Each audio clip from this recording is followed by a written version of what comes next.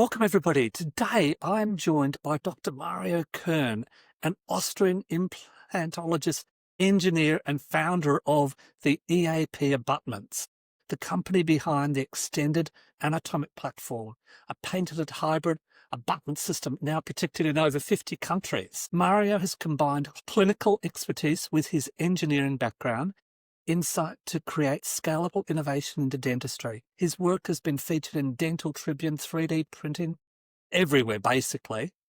And he's got so many qualifications, it's just too many to read.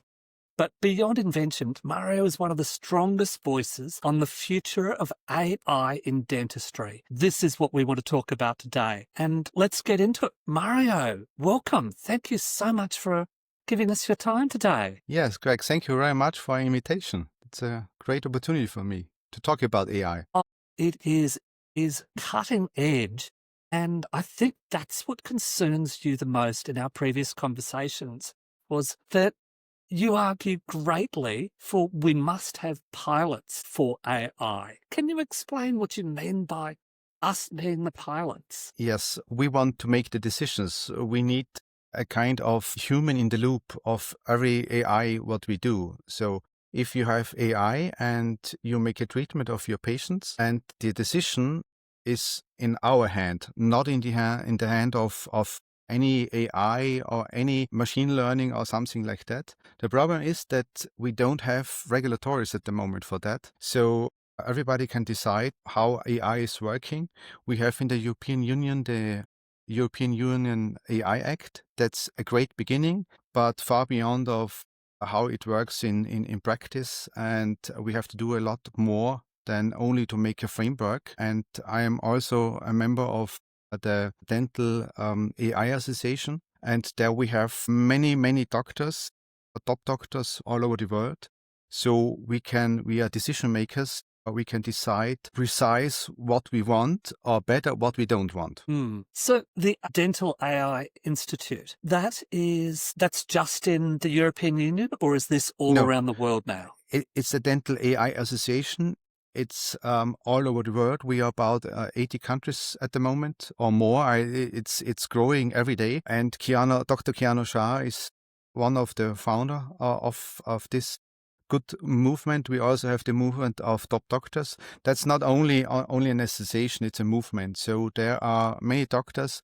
They have a good mind. They want to do something. They are not focused on problems. They are focused on solving problems. And that's great because there's short ways to discuss. And I think it's the future to work together. And that's... You seem to be way ahead of the governments, that's for sure, on what you're working on at the moment in laying down these frameworks. I live in Australia.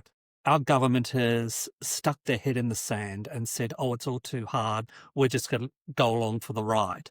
But here you are, and the Institute is actually giving a guide, a framework to work from. Yes. The thing is that in Europe we have, that's the first, also the Dental AI Association is the first of its kind. And also the European AI Act is the first one. But you told it right. Governments are not as fast as they should be, because that's not a problem of what they don't want. The problem is that they are too big, and you need smaller groups of decision makers. And the thing is that you need more, not to regulate, to say, I have rules. I give you some fines for that. If you don't do that, it's better to combine all the benefits and combine that we have to work with AI. So to work with AI means that AI is developing very, very, very fast. When we have some regulatories for that, we are too slow for that. So we need more updates, maybe every 2 months, 3 months. And so you need people, they are involved in that field of they are working. For example, for dentistry, we need dentists. And we don't only need dentists, we need dentists, they know about technology.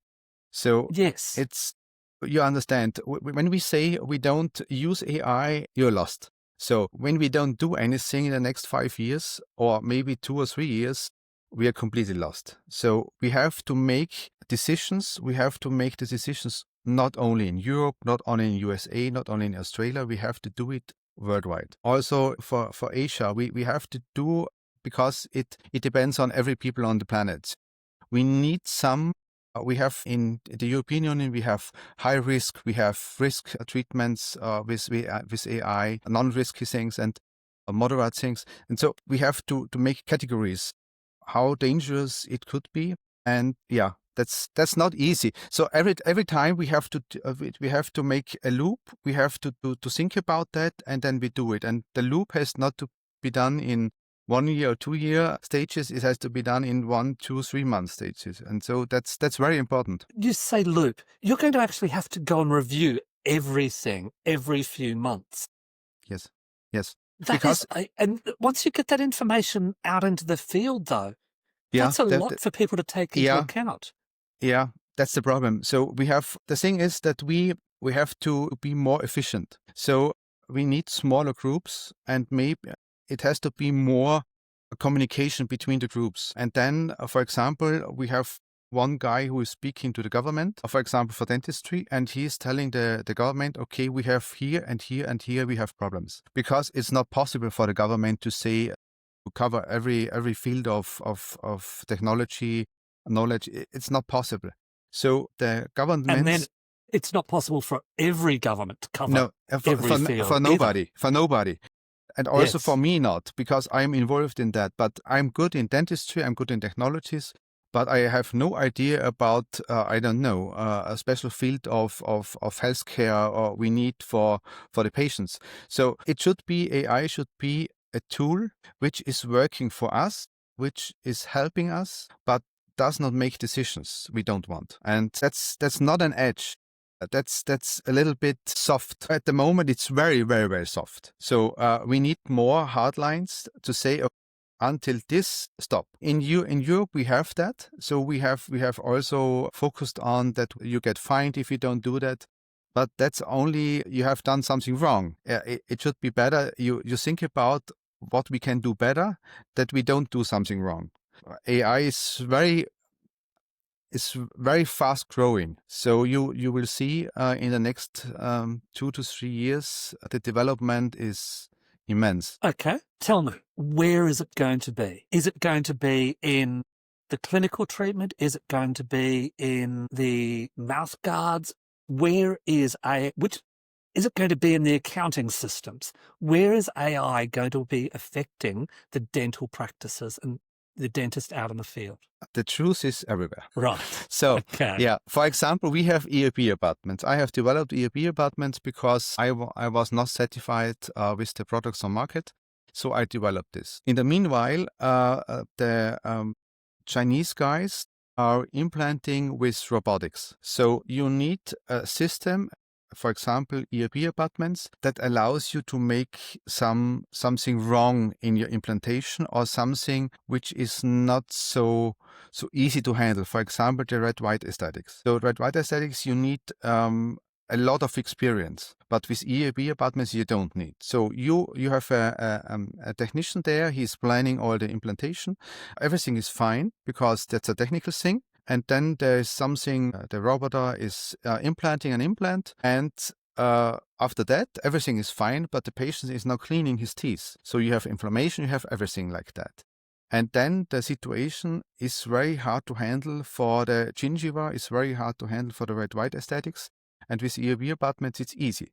So there are many fields we don't know at the moment. But what we know is that, we have, in Austria, we have problems to get some employees. The next step will be that you make some automation about that. So in that kind, you need more complex systems to make some work. And AI is helping you to make all that work in a very easy way. And I told you last time, it's very hard or it's not possible. You have an analog process and this is not working. And then you say, okay, now we are digital. We do that analog way. We do something into the digital way. It's not working.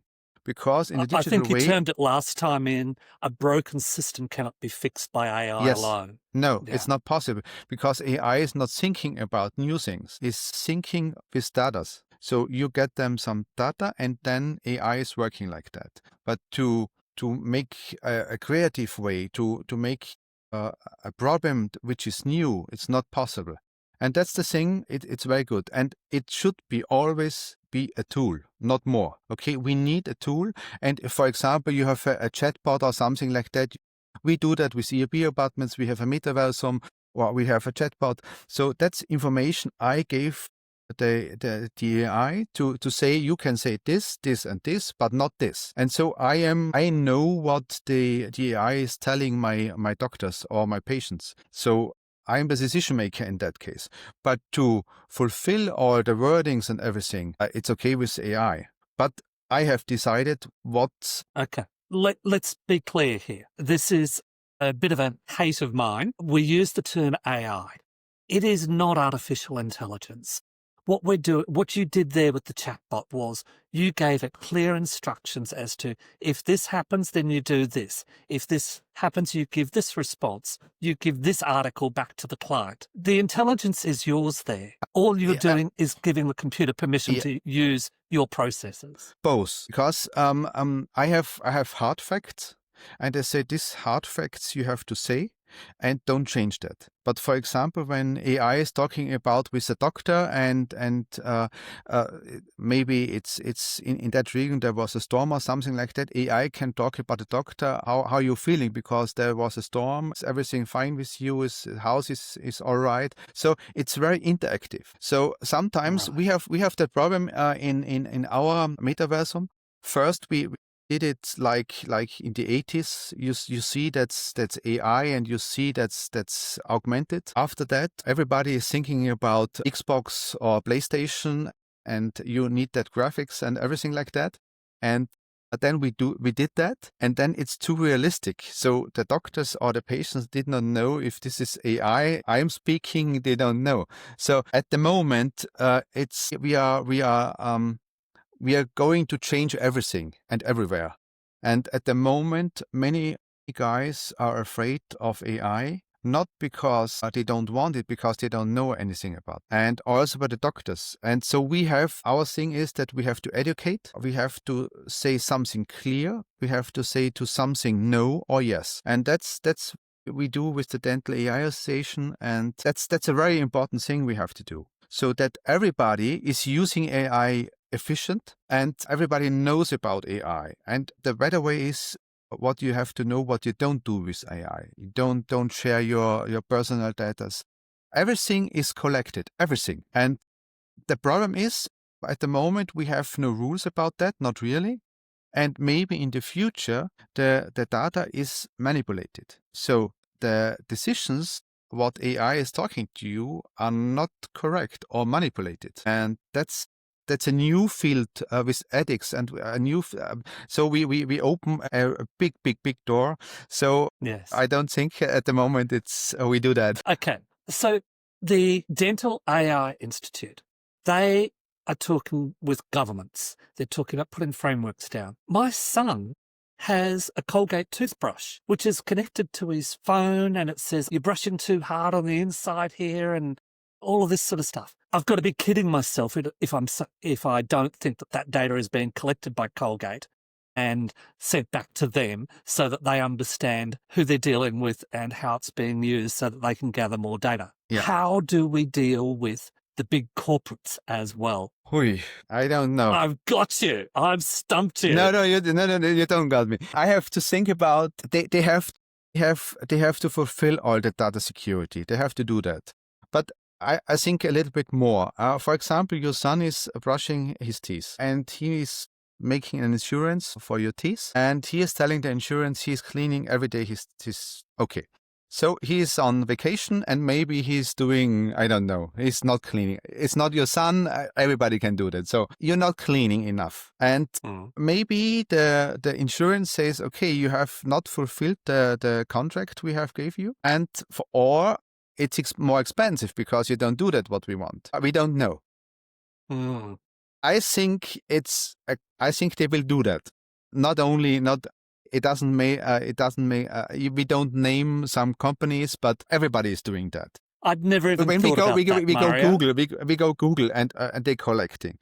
That's because it's easier for us. And in many ways it's good for us, but it could be that's always the same. There are some bad guys and they are collecting data they don't have to, but that's life. And so that's more important to make a framework that we have checkpoints. Maybe they are coming like you have security levels, and maybe they are coming in the first security level or the second one, but they don't come into the storage of the data. And that's all we have to do. We say you can, and you have quantum computers, you can hack everything you want. So that's the next. Yeah. Okay, so who are you and what gives you the right to be going around making frameworks and creating laws and all of this sort of stuff? And you're people in 80 countries. How are you? You're dental people. How are you even qualified to do this stuff? Yeah, we don't do that. We're talking about that. We are say, okay, what's going wrong, what's going right. So, and we are the first one. We are telling the governments, please, we have to do something. If we don't do, and we have to do it much more faster. Go on, hurry up. And the thing is that that's not my opinion. That's we have opinions of opinion leaders all over the world. And so we collect ideas and then we say, okay, that's a good idea and that's not a good idea. It doesn't mean that's right. It means it's the beginning. And we have to say, okay, for example, we have made the decision this year, and next year it has to change completely. It could be 180 degrees because we don't know the development of everything is going on. But we have to start something else. Yes, and it's in the flow. And we have that's the thing. We have ISO in Europe or FDA in US. We have what we want to do is we need a framework. And we need some loops to control it, or to check it, or to change it. That's a system. That's not a static system. It's a dynamic system. So we have to change every time we think about that, and that's not possible for a government.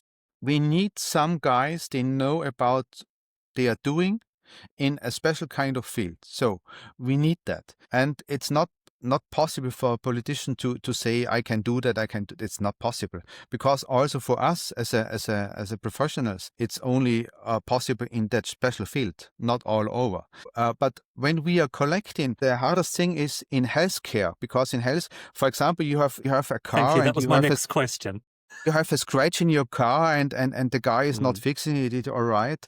Yeah, okay, that's not a big deal. But sometimes in healthcare, there is a wrong decision. It could be terrible. But also the other way is that the AI is helping us to make better decisions. So, that's the 180 degrees difference between that. And to say where is the line we have to go, what kind of decisions we can make, and what's high risky, what's low, what has low risk, and it doesn't matter. That we have to define, and we have to go to the next step. Maybe every 2 months, 3 months, we have to think over about that, and that's very important to have many guys involved in that system. So that's a very fast growing community we have. It's a movement we have. I told you, we want to be the pilot and not only the passengers. So we say, okay, that's good or not. And it's okay for all guys outside to say, I have no idea about AI, but maybe he has an idea for a special treatment in that kind. Tell us. And then we can also, one person can make a decision to say, okay, that's not good because I have seen that and that.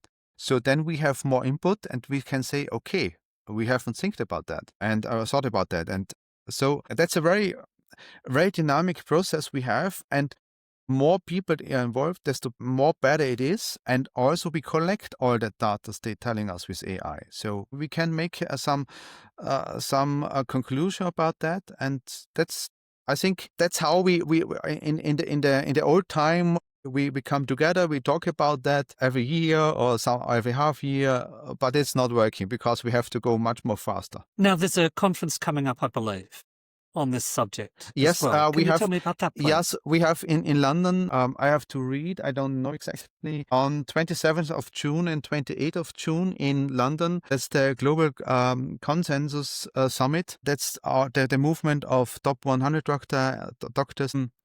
about AI, it's about healthcare and innovation. And I think it's good for dentists, for medical doctors. It's a great opportunity to get more steps, a little step into that AI topic. So I think it would be a good opportunity for everybody. Thank you for that. I think this entire discussion here has been good in that I'm sure there's dental practitioners out there that didn't even know that there was a dental AI institute as well. So we've got that message out there now at least. So I'm pleased about that. I am a little bit depressed in that I don't think that we've been able to come up with answers in this conversation. And I'm a very goal-oriented person. I like, okay, we've got a problem. You said you're a solutions person. Yeah. I don't think that you've given me a clear-cut solution today. I think you've given me a strategy more than a solution. Yes. It's not possible. It's not possible to make a solution because it's a dynamic system. So the development of AI is so fast that it's not possible to say, for example, we have today a solution for any problem. It's okay, but it could be tomorrow it has changed. So it's always think about that, and that's a good thing, I think, because we don't get stuck into some old thinkings. We have to think out of the box. We have to think more, and it's more complex than we think. But I think we have solutions. For example, we have solutions for X-rays. We know how to manage that. That's the beginning. So we know also for treatments and skin checks also. as well. Yes. And we have that, and that's a way to treat patients because it's more, I think, sometimes more evidence-based because AI is collecting all the data. It's impossible for a human being to collect all the data and to be every day updated, and AI can do that. And so we can do that. To say we have no solutions and to say you're right or not. So I think we have to develop a lot in the future, but the beginning is a framework. And the framework is the most important thing because we have a corridor, what you can do and what you is not allowed to do. And that's a big thing. And we don't say it in US, in Europe or in Australia, we have to do it worldwide. That's very important. That's rules we have to do. Thank you, Mario. That is brilliant. I think we've at least opened up the subject to people and told them that there are people out there that are actively working on this on their behalf, which is comforting because, frankly, I would not know how to do what you're doing there and what you're putting together. So I guess we've all got to be grateful for that. Now, there is one other thing that I really wanted to discuss with you today, Mario. Tell me about EAP. And I know that you're in 50 countries. You're raising money for expansion. Please tell me about that and what you're looking to do and how you're doing it and what you're trying to achieve over the next few years. Yeah, okay. Yeah, EAP Abutment is developed in my private practice because I was not satisfied with the products on market. We have a tie base, which is great for aesthetics, but you have the glue joint on the bone level. And the glue we use for sticking together the titanium and the ceramics is very toxic. And the other thing is we have a full body titanium abutment. That's great for the cells, the biocompatibility. But if the gingiva is moving, you have a big issue with aesthetics. So you have a decision to make it biocompatible, have biocompatibility or aesthetics. And that's not right because I want both. And so I invented EAP abutments. Nobody has that solution. And I use that. I'm using it since 2018 now. It's a great thing because we have put together as a new kind of abutment, and we have collected all benefits, but without all disadvantages. And so that's a very, very simple thing. And it was very, very complicated to produce it because I invented a new kind of how we produce it. We make 3D printing because we have very thin walls. Our walls are 0.2 millimeters. It looks like a cup. It looks, you think about a tie base, and we have the margin of the titanium. We put it like a cup.